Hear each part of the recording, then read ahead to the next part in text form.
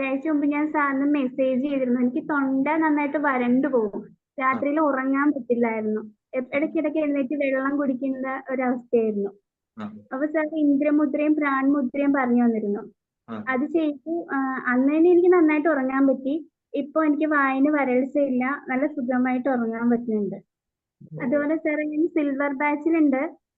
അതില് L1 L11 എന്ന point press ചെയ്യാൻ പറഞ്ഞിരുന്നല്ലോ.